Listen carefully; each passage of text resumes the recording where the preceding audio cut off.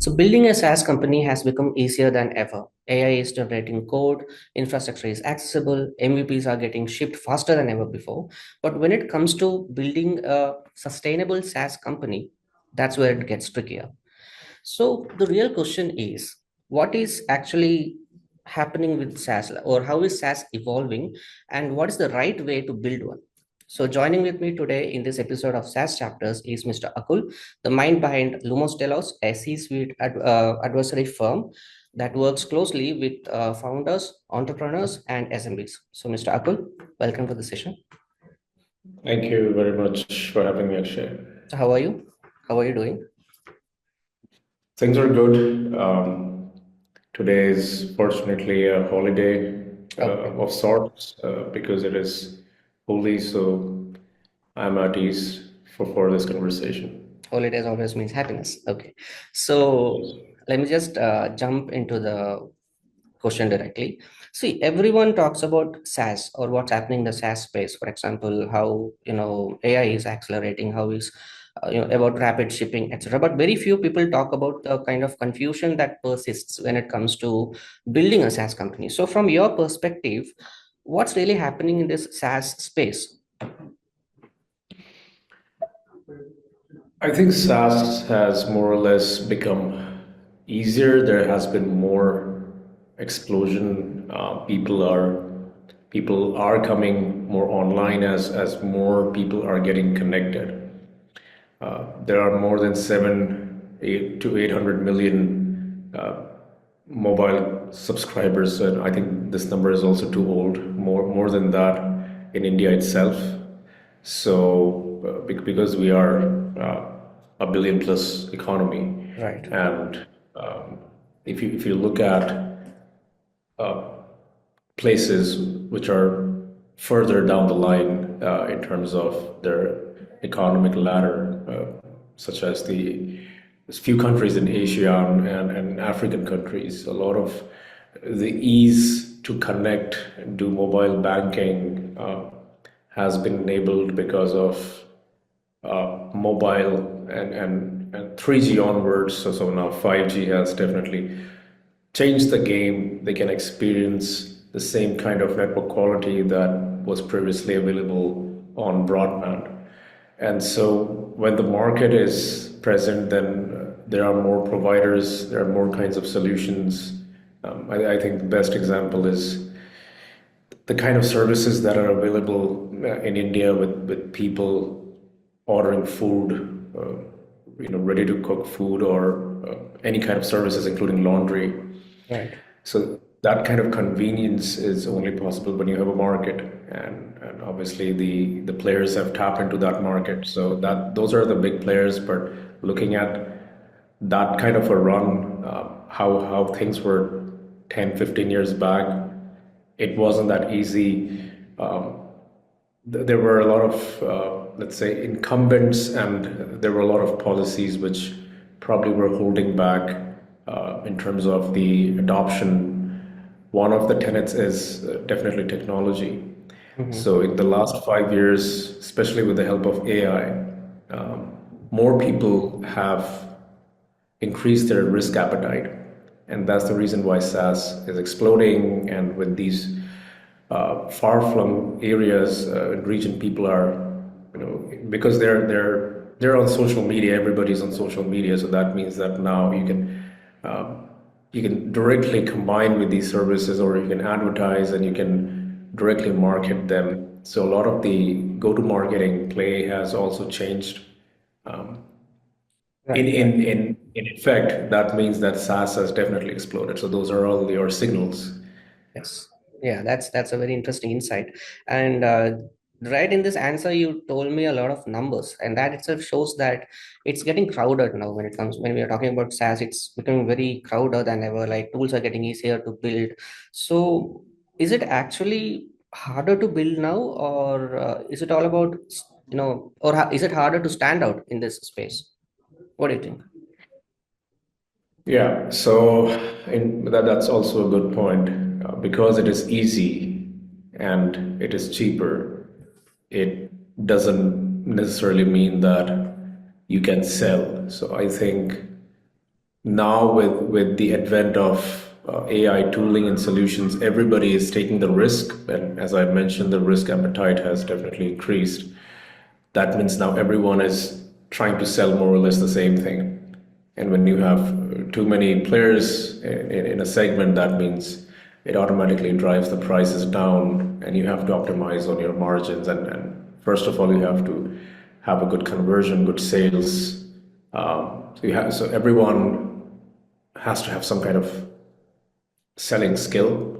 Right. And previously, what was possible for a bigger and established organization to have a budget to burn through months, do research, build a product, do research, go for Marcom, go for sales, and establish their revenue pipeline. That entire pipeline has shortened. Things are easier to market in Right. terms of the platform. Doesn't necessarily translate into that you can sell. So solopreneurship has become easier versus enterprise. And a lot of people in terms of D2C or B2C really are not your enterprise segment. So it's a company, it's a trade-off. It has become easier, but your skills have been dumbed down because of the technology. To your Right. barrier to entry is easier, but that also means that the risk capital that is available is also very selective because everybody's doing the same thing. You have to have some kind of a unique value proposition. You have to hit the right product market fit. That's very important. Yes. So investment money is not cheap. It's harder. So people are learning how to bootstrap, and yeah, that happens with any kind of trend when there's an early adoption to any new tech, Yeah. and I think And yeah. that's a good trend. Yes. Yes. Yeah. And markets like this, trends move quickly. So, it's something that I had always observed or maybe doubted as well. Like, do you think founders are chasing trends a little more aggressively now? Because a lot of things are happening in the market, like AI is coming, a lot of tools are there, etc. Do you think all Yeah. of these rapid changes are kind of forcing them to, aggressively follow the trends, so to be in the limelight or something like that? Yeah, I mean, as I said, there is there's always a there are always laggards and there are early adopters, and Yes. there are we try to kind of work with founders who have some kind of proven experience in their vertical because it makes sense to help them build a tech around their area of expertise rather than handhold someone who hasn't been. Sorry about that. It's okay. It makes sense for us to work with someone who really has the expertise and the chops rather than handholding someone who really does not have that kind of industrial or corporate experience that would be needed in their own vertical. Because everyone else would be just following trends, and what happens with that is I can build something, I can bootstrap or vibe code something very easily. That means the other person also can. If you just Right. need the right idea, and if you just collect a lot of investment just basis of that, which happened quite early on with the rising trend in AI adoption, people started finding out that you just when you hit that million scale or that scale where you cannot manage it just with vibe coding anymore, you do need the necessary hard skills for that area of expertise. And then things like House of Cards it starts tumbling down, and that's kind of what happens with people who are following the trend versus those who are setting the trend. So Right. we Right. would rather pick people who are setting the trends, and that's not an easy job. But that happens with, as I was kind of mentioning earlier, that you have all kinds of bubble. This is a good bubble to have. I think it gives clarity of what is possible in the future, but it is also not an easy market Mhm. because everybody has a fear of missing out, FOMO. So that's where the trend followers you would find a lot of trend followers and not trendsetters. Yes, yes, so nicely put. So, see, this goes without saying, right? Right now, most pitch decks of organizations says AI first. So, from your experience working with founders, have you noticed, like, is AI bringing clarity to, product thinking, or is it becoming like an added layer of chaos for them, for the organizations? I know it's not same for everybody, but would like to know your insight. Yeah, I mean, there are a lot of, I can speak from a software engineering perspective. Mm-hmm.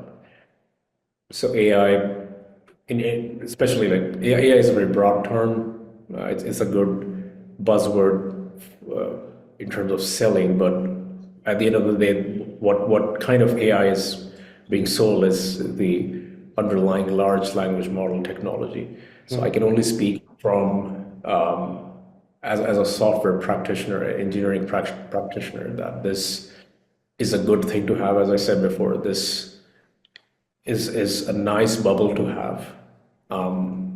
But at the same time, because it's too early, there are a lot of risks. And with the trend that everyone is following, everybody wants to adopt Mm-hmm. AI, there are obviously risks. So risks of data privacy. There is risk of how much of the data is really used for training, and I think you're already aware of the kind of lawsuits that a lot of Yeah, these yeah. first companies are already dealing with.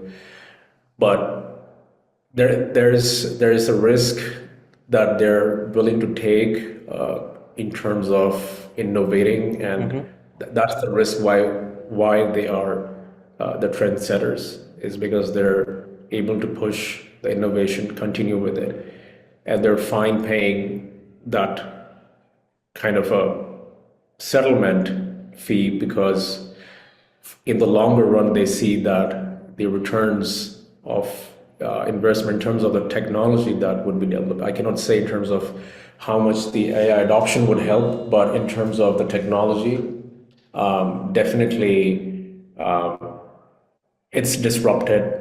Right. It is an irreversible step in the industry. Mm-hmm. Everyone is using some kind of a copilot or an AI tooling solution to build software. It's not going backwards. Obviously, because now the products are more audited when you're building something which is at enterprise scale. You have to ensure that whatever you're working alongside your AI buddy, let's call it that way, Yeah. is responsible enough. So there are different risks: the risks of the quality of product that's coming out, the risk of the data privacy, who's storing, how much of that data is getting stored. So those are more of the concerns, but obviously everybody is finding that things are easier to build. Right. So it's a risk that everybody's willing to They're willing take. to take. Yeah. Yeah. Okay. So, let me just ask you something interesting about SaaS spaces, especially with someone like you. I would like to know your insights. Like, what do you think is that one thing that you feel is overrated in the SaaS industry right now at this particular moment when a lot of things are happening around? And what is the one thing that you feel is underrated, like people often tend to overlook? Yeah. Yeah, I mean, it's a multifaceted question, but when you say overrated, is it uh, in terms of marketing, or in terms of Mm, let's the let's let's say in terms of pricing, maybe. billing? So the Yeah. way people used to think about billing earlier, that has changed, because Mm-hmm. now people know that there are competitors out there that just give you the result. So people would rather pay for the outcome than wasting their time understanding the product life cycle, and training themselves for days before they can even start getting productive. So that the I think the human digital interface, how that behaves has also changed. And it almost certainly has to translate into outcome. So that means more work for someone who's designing the interface, and it could be any interface, not just your machine, but it could be a watch, or a smart fridge. But the idea is that you're you're you're billing for the outcome and not for say how much of the tire you're using or how many seats do you want to buy. So there are different levels of Right, right. pricing, and some of those legacy pricing works for enterprise for certain reasons, for security, for some kind of a agreement, some kind of an SLA. So that definitely works in certain spaces, but in certain spaces where there is mass adoption, and mass adoption is mostly with the market, which is more customer facing. I think there the pricing strategy has definitely changed. How you acquire a lead and how do you do sales, that has also been disrupted. So the way you do a marketing for an outcome driven service is very different from how you used to do for SaaS.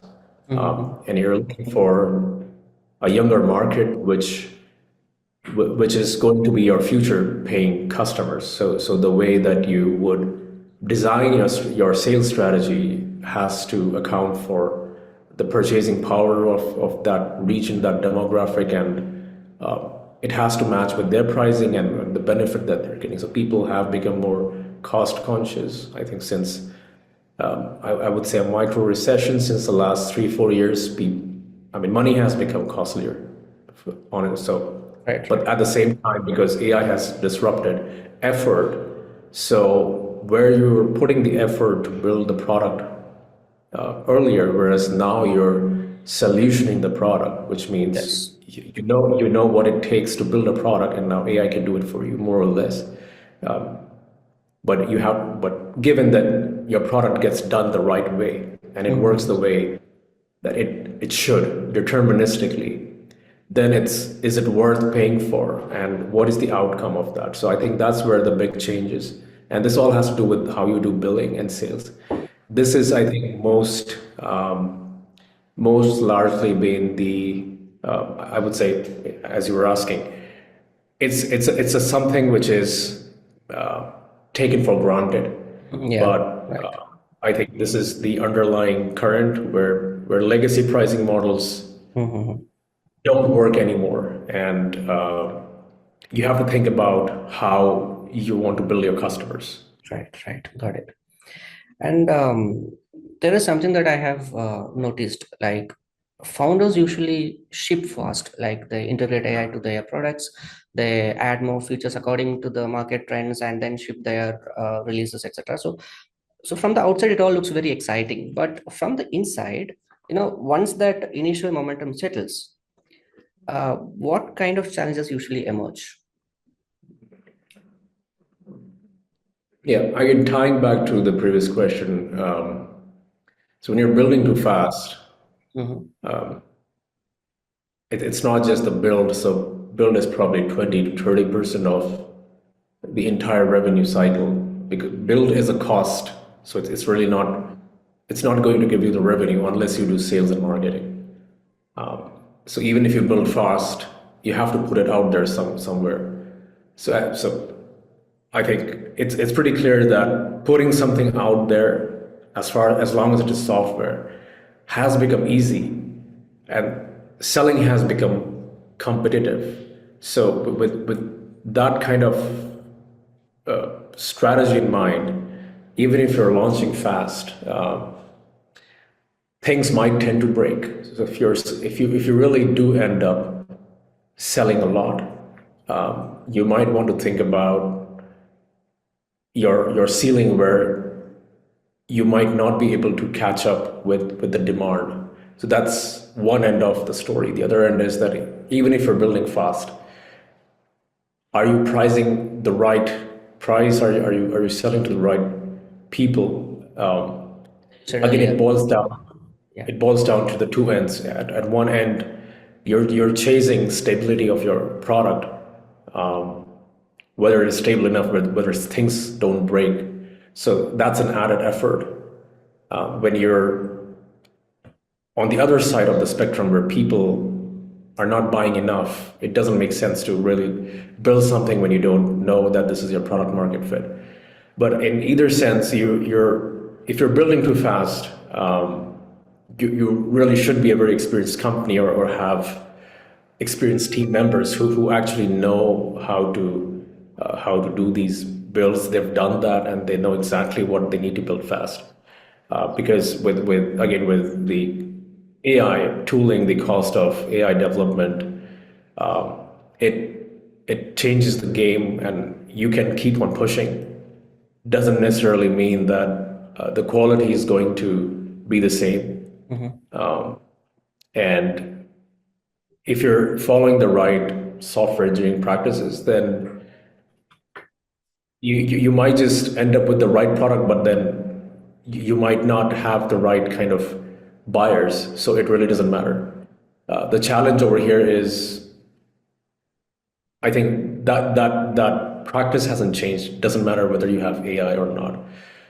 You still have to deal with three fundamental tenets.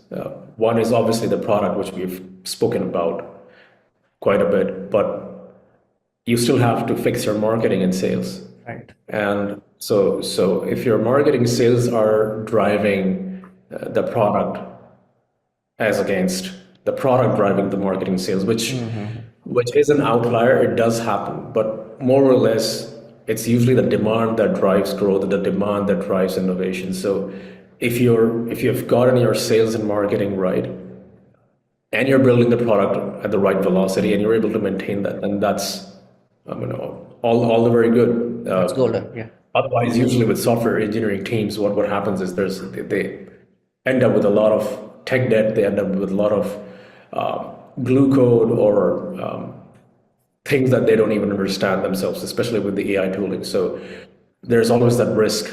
You're building, and then you're also at the risk of breaking too fast. So you build fast and you break too fast. That's also not a good approach. Right.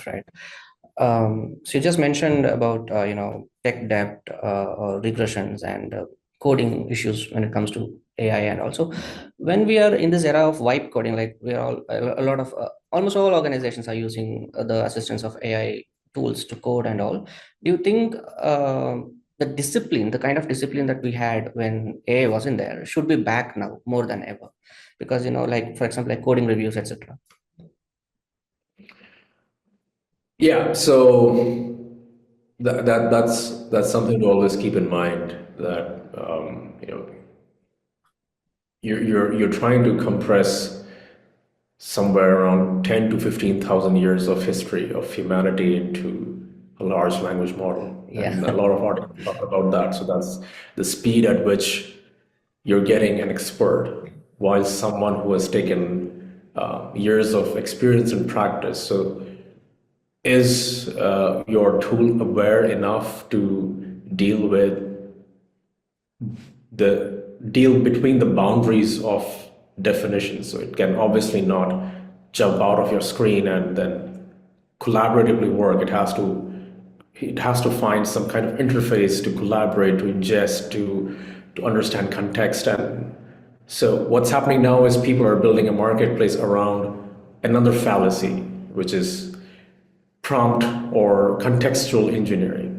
Right. However you call it, what you're doing is, earlier you would know the solution, and you would know some best practices and patterns, and you would apply that. You know the context from experience, and you would know the right solution. So that's the right mechanic for the right car. Versus today, I think the biggest difference is what I see is there's a lot of investment on these tools, with the argument that the investment being done on the tools is still less than the actual human resources. Yeah. Right. In the short term, that seems like good, but then the trend that we have seen with adopting AI tools and within our network as well is really, if you look at these models evolving, I mean, now if you look at ChatGPT between 2020 to 2023, you saw some really big jumps in terms of semantic versioning. You see the major versions upgrading from ChatGPT 2 to 3 to 4, and now it has kind of stagnated to a level which kind of looks like a compressed version of Moore's law in the semiconductor industry, in the sense that you've reached that graph too soon. It has turned to a saturated spike where you now have ChatGPT 5, 5.1, point 2, point 3. You're not releasing ChatGPT 6. Right.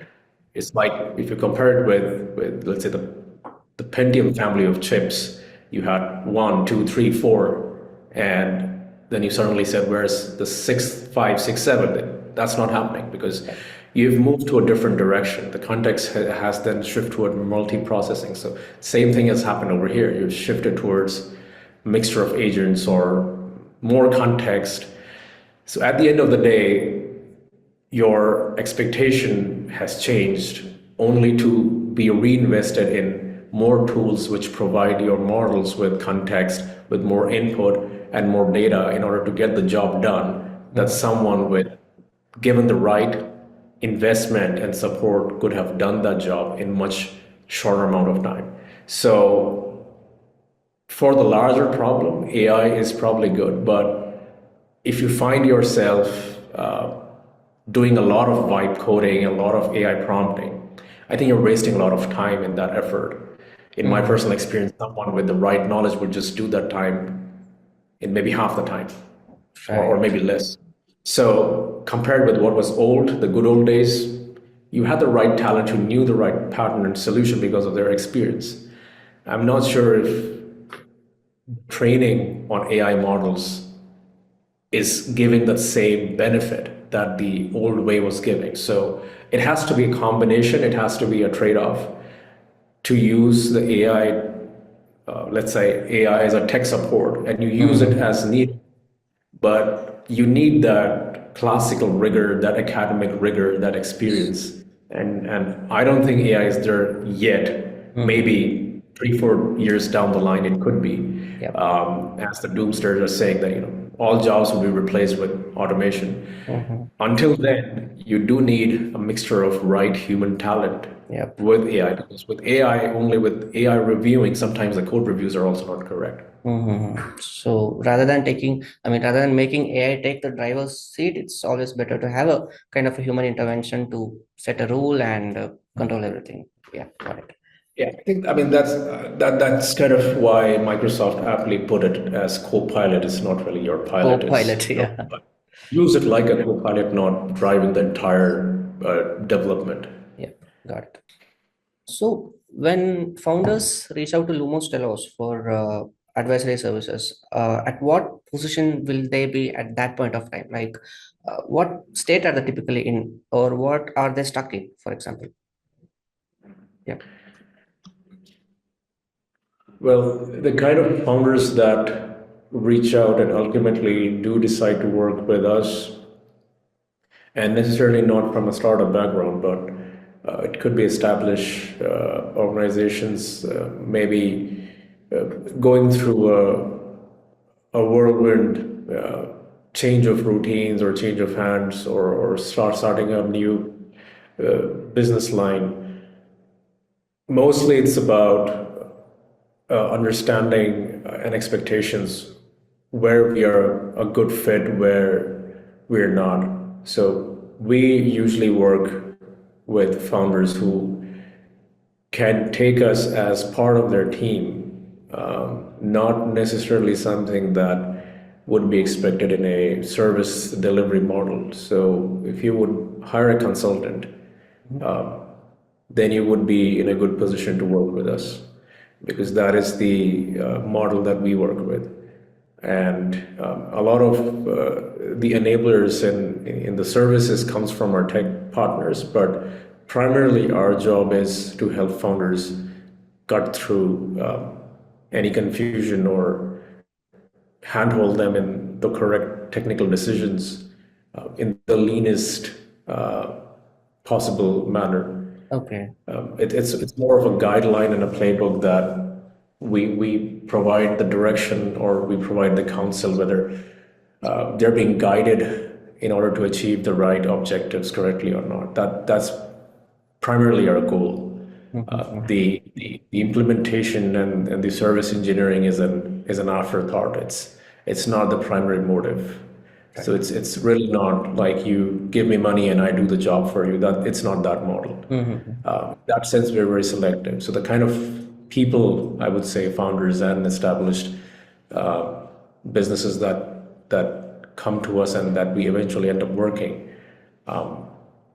are the kinds of businesses or especially the founders are such that they need someone who can understand them at a C-suite level Right, right.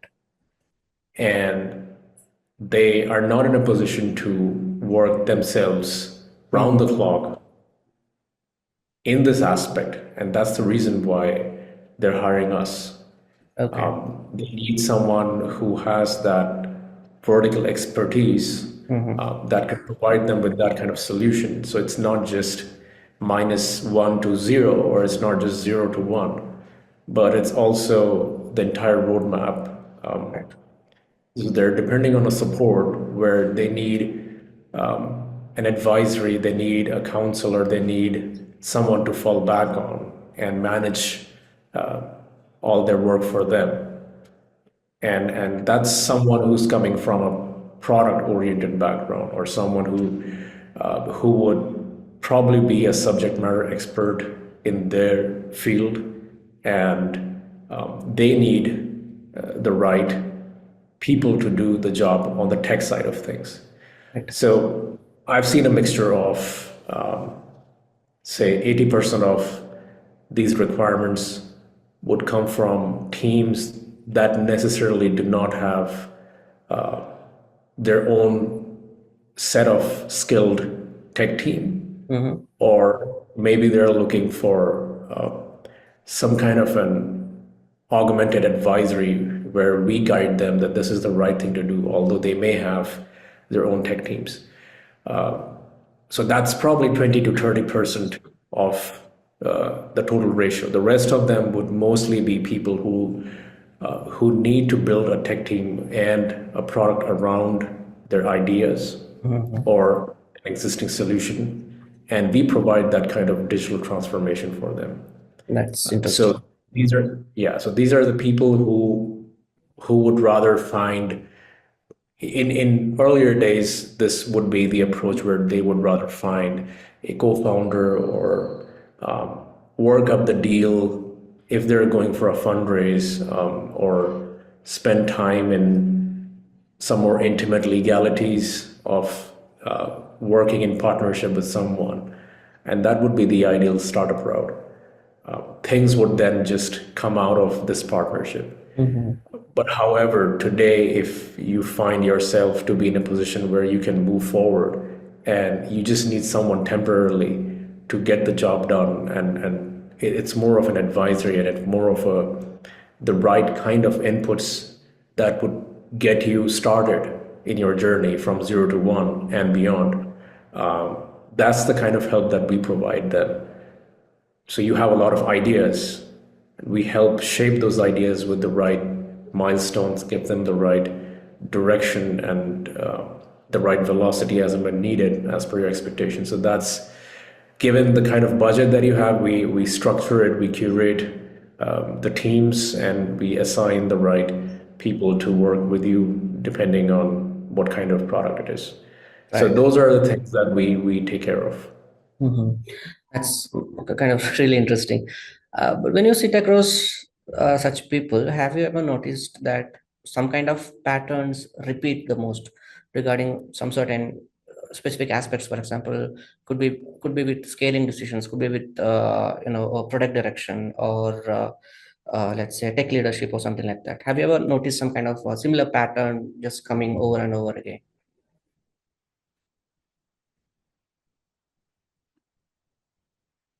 If you mean symptoms in a negative consequence? I mean, in Like terms of, the most common thing do you that mean in terms of problem statement or? the most common problem Okay. that people come to you.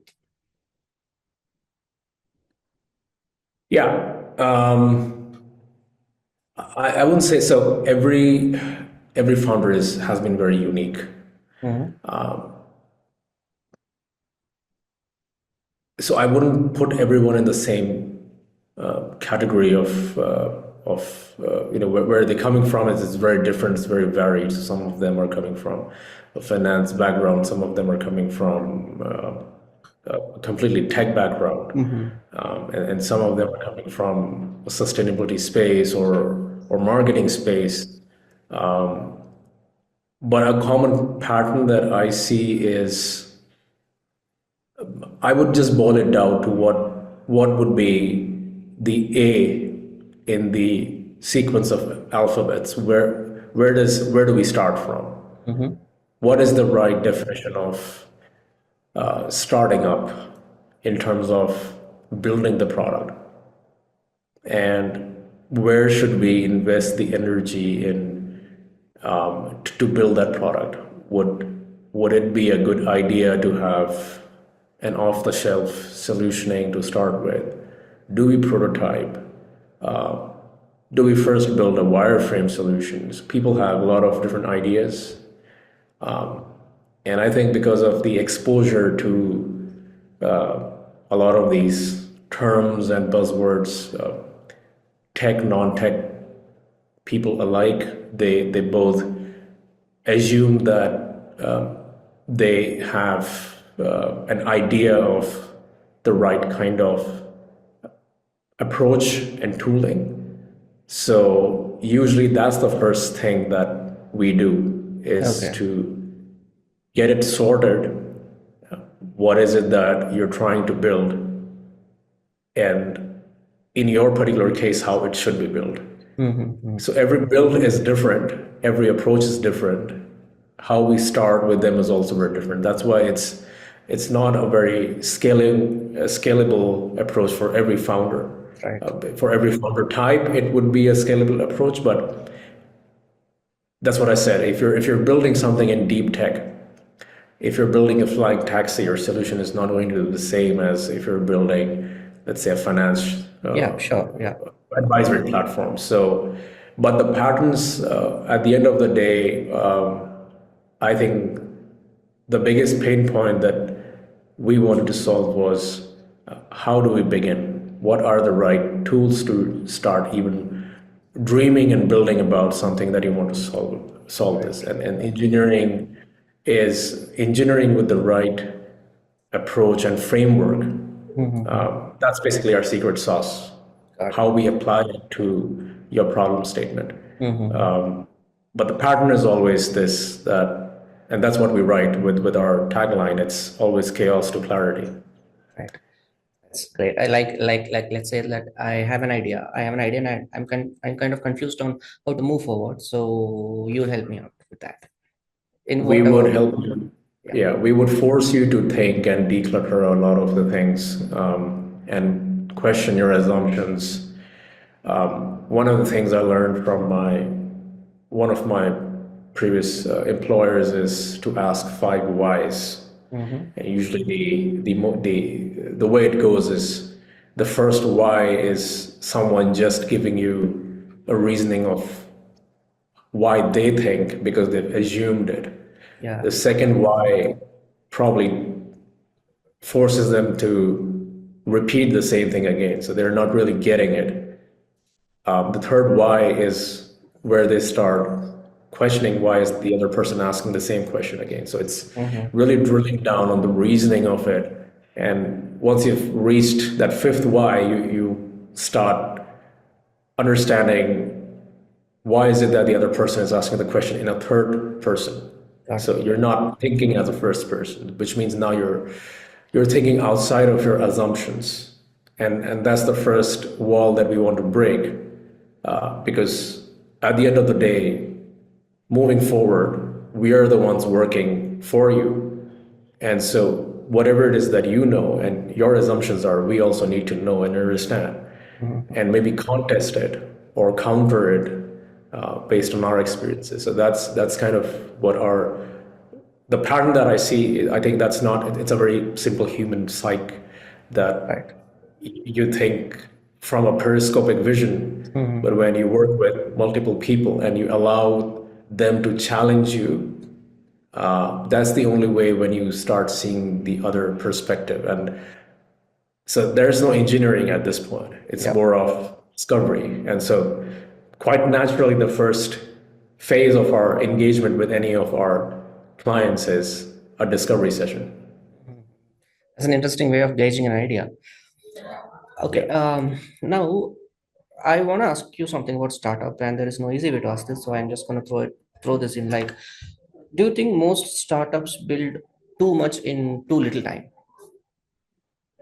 Yeah, I mean that's kind of the philosophy with a lot of these Silicon Valley big tech that build fast, break fast. Yep. There are a lot of companies that existed before this philosophy as well. How are they doing it? And if you look at a lot of these small to medium scale enterprises that had been surviving without a lot of these VC hyper investments. I mean, look at all the the Marwari families or the traditional families in India. Right. Right. Right. They've been there and they will be there before. They will be there after all this hype has been settled. And right, at some point, people would get comfortable with the idea that bootstrapping is okay. Just like it's okay. Just like at some point, you used to have a good amount of respect, and at least in the Indian society, if you had a government or a corporate job, and you would probably look down when you said that you were working for a startup. That's a new thing. It probably doesn't pay you. You're probably on equity. So Mhm. now it's just a recent trend that people now think that it's cool to work in a startup without even realizing what it's like to work in a startup, how much you're Right. burning out of it. So people will then, eventually people will realize that, okay, you only own your business as long as someone is not invested in you or owned it. So if you think from that, I mean, coming from that mentality, circling back to your question, yeah, I think it will come a full circle, Mhm. and I think that's the way things are moving forward. So yeah, I mean, throw me a counter. I can counter argue on your points as well. Mhm. Got it. And let me just circle back to you, your firm. I was kind of intrigued by the name itself, to be honest. I was just going through a website and everything, and I would like to know what was that one idea that kind of boosted you or pushed you forward to find this. I mean, find Lumos Telos. What was that one spark that ignited everything? I mean, really not. There wasn't any like great startup idea behind it. It's just a culmination of the startup experience I've had myself, or working in big tech, or product companies otherwise. The culmination of good practices, best practices, and anti patterns. Mm-hmm. So it ultimately spiraled down to a point where I thought that we needed more autonomy in the way we want agencies to work. So when I say agency, I don't mean just in terms of literally an agency as in the application and the principles that are applied to do work. The way corporations do it is too restrictive. The way startups do it is too chaotic. Mm-hmm. Right. So there is no balance. Mm-hmm. Being on both sides, I identified, but one can simply observe the anti-patterns both sides have. So one has a lot of experience, one has a lot of backing, one has a lot of talent and workforce and capacity and bandwidth. The other lacks on that front. However, they lack on where they lack on, they kind of uh, recoup and counter that with a lot of young talent and energy and creativity. But I think a lot of creativity needs shape and discipline. So that's the kind of framework that I kind of cooked up based on certain industry standards and practices.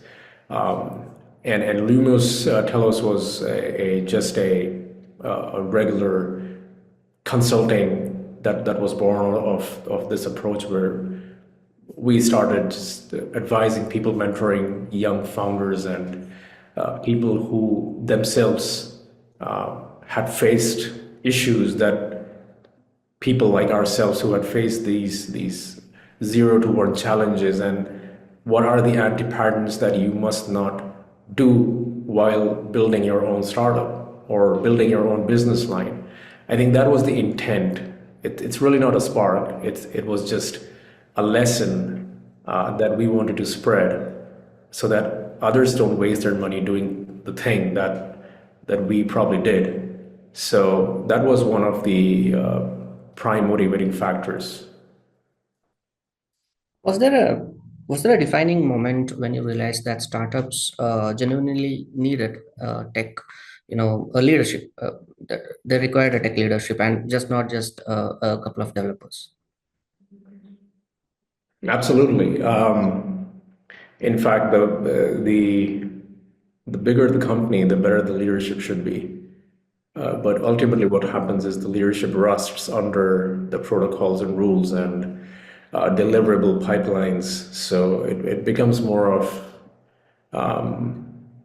how I say it. It's more of managing resources and evaluating performances, and I think that's not coherent with really the spirit of product engineering. So I can only speak about software development. I can speak more or less around the discipline of engineering. I mean, people who really have the fascination for building things Right, right.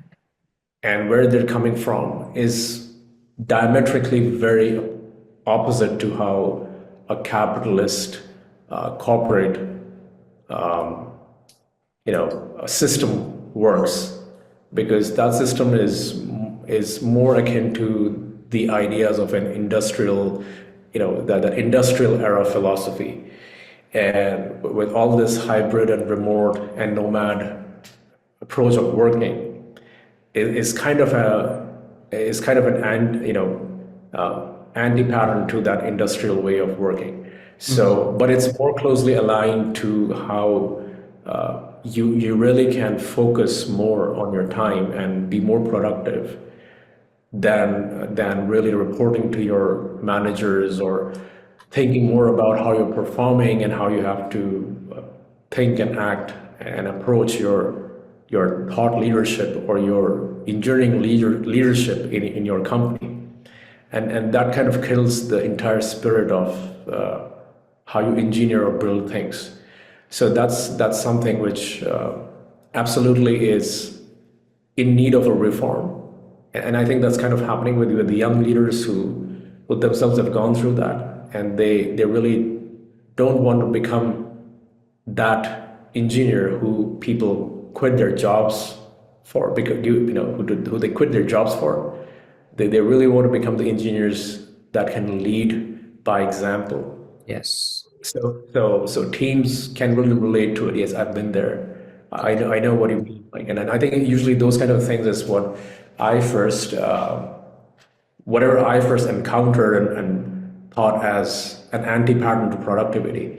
I think that's something that I got a chance to apply in my one-on-ones with my reports, because I understood where they are, and that's largely because I could relate to where I was couple of years back. So I think in that sense, the legacy corporate is a vegetable today in terms of how people have the guts to take risk and say, I quit, I'm going to do something of my own. That kind of attitude adjustment I think it's both good and bad, but I think the good part is that people are able to afford to do that because now there is that technology, and I think the standard of living is also facilitated quite a large to that. The internet is cheap. You can build faster. There's this thought towards AI vision that the less humans and more machines, that the better, because that would reduce human friction. I think that's something. So it's controversial because it was put out by Sam Altman. Yeah. Some people are resisting that idea that if you were just born to just transform into a machine while being a human. But I think it all comes down to that kind of a tussle between the old corporate world and the new way of doing things, which AI has certainly disrupted and allowed the young blood to do. So the leadership also has to change the way they think. And I think today the thought leadership is also very different. They understand that gap. They understand that the young generation, they think in a different way, and you have to. So I think it's coming back from that agile philosophy of being in servitude, a servant leader approach. So that's something that is also taught in a lot of these agile frameworks like Scrum, which is be a more servant leader than be an aggressive leader. And coming back to startups, yeah, so we know that startups pivot, test features, respond to AI changes that's happening in the market, etc. That agility is important when it comes to startups. But I believe at some point, all this early experimentation kind of becomes complex, and like they just stop being a healthy iteration at some point. Would you say that billing, when it comes to SaaS companies, billing is one of those areas that quietly become messy as companies grow older? Yeah, first of all, they stop listening. They can do a lot of price adjustment, and you cannot resist to it, or you cannot argue with them because again they're not listening. They're too big. There are too many customers. There's a lot of volume, and you signed up their terms of agreement. So you really cannot say that. You can provide a feedback, but they probably are not going to listen to you unless they're very customer obsessed. And so that's the challenge. That vendor lock-in is a real risk. And with billing, usually these companies start raising their prices. Once they do, so let's take an example of seat-based billing. So today I'm signing up to a beta product, and that's say $5 per seat, or $5 or $9 per month. The moment the company sees a lot of success, obviously they need to maintain their unit economics, and largely the entry market price was comparatively lower than what it is going to be when the product matures. So it's probably something that you paid $9 for yesterday, you're now today paying say $20. I mean, taking the example of ChatGPT model itself, they started creating different variants. So even though they are an AI company and they do outcome as a service, they still are using the same archaic billing model. They still charge per seat. If I use ChatGPT for business, I have to pay per seat with a minimum seat of 2, and I can grow it as all the way up as much as I want. So there are legacy billing challenges, and I think there's again, going back to our question, I think billing is something which every company needs to. I mean, they have kind of growth with growth engineering and growth hacking. They have kind of hacked their way. They understand the patterns, which kind of products, which kind of a PMF calls for which kind of a billing pattern. So the biggest monster is when a customer is so dependent and so vendor locked in, they get so used to it that now it becomes so difficult to change because you don't know what your competitor might be billing, and the migration, and how to use that new product.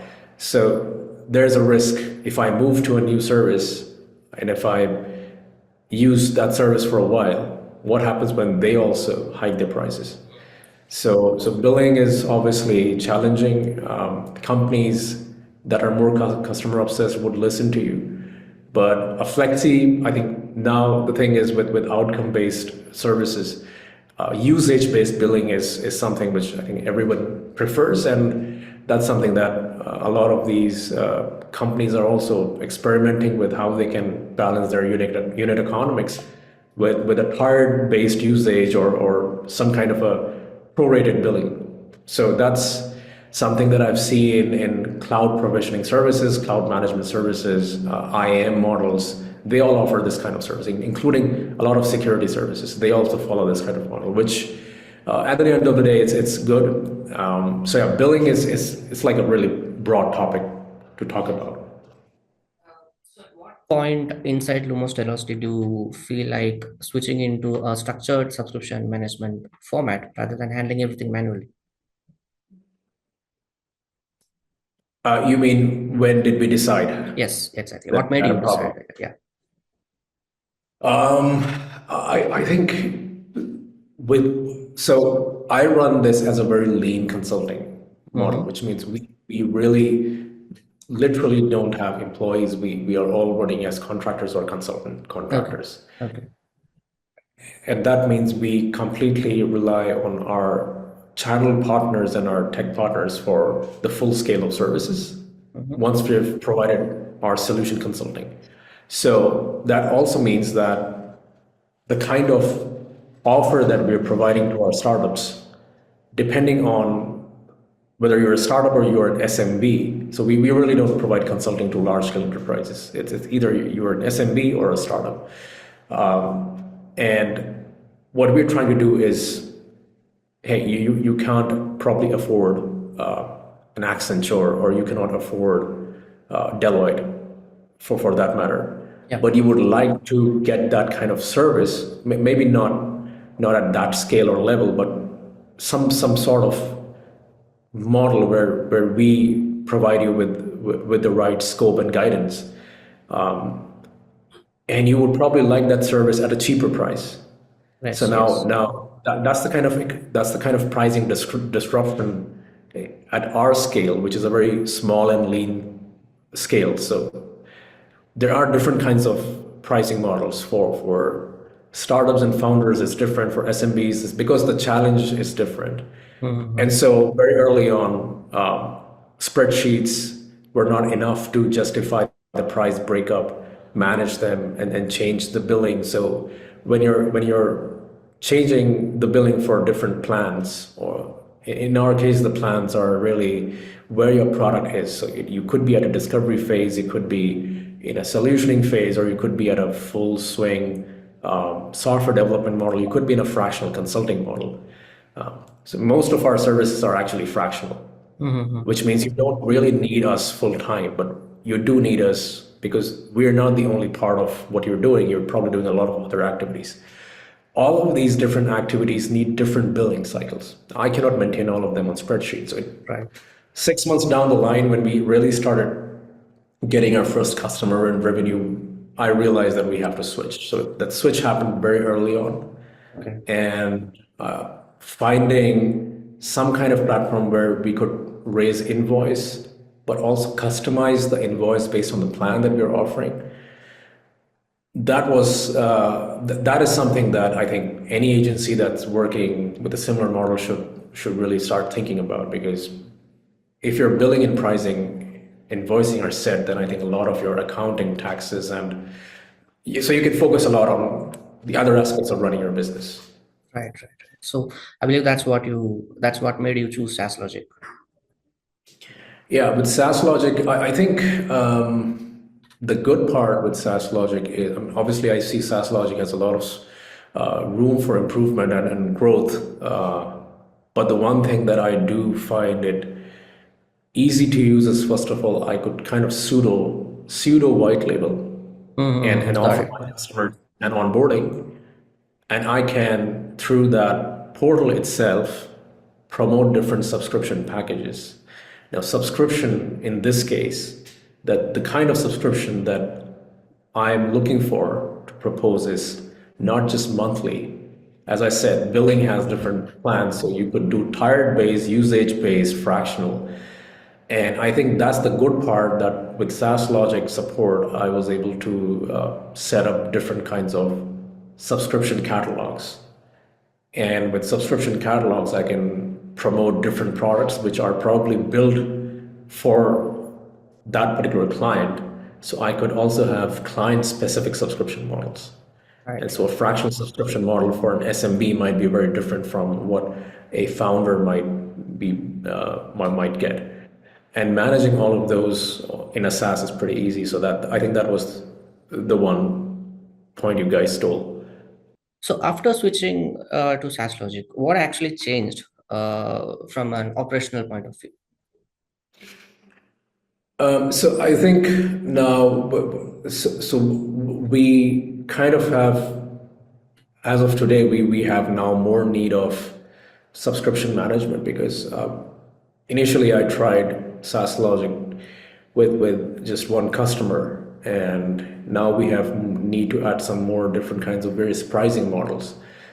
And I think SaaS logic very clearly allows to segregate subscriptions based on customers, as I said. So billing and invoicing and dunning are probably something which are taken care of. So reminder mails or subscription billing cycles are automated. I don't have to think about it. Let's say if I'm using SaaS logic. So in my case, I couple SaaS logic with some other payment systems as well. So I have the invoice. So although Saaslogic also provides its own payment gateway, we're using a different system. But it's easier for me to use the same invoice for that particular subscription cycle as the source of reference, and I can also make sure that I can onboard and invite my clients, and they can see the portal. It's not just invoicing; it's also what package they're subscribed to. So if I need to upgrade or downgrade their package, that is another use case that quite fits my needs. So if I zoom out this entire conversation we had, we talked about a lot of things that's happening in the industry, in the SaaS industry, how AI is affecting how people are using AI, how people should use AI, and what organizations or startups should keep in mind while trying to, ship their products, etc. So it was kind of really nice to talk to you, and I believe Here. this was a very useful session for all our viewers as well who are watching this. So it was nice having you, Akul. Thank you so much. Thanks, Akshay. Thanks for the SaaS Logic team for facilitating this.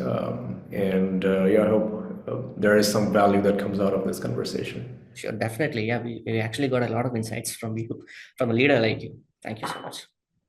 Thank you very much, Akshay.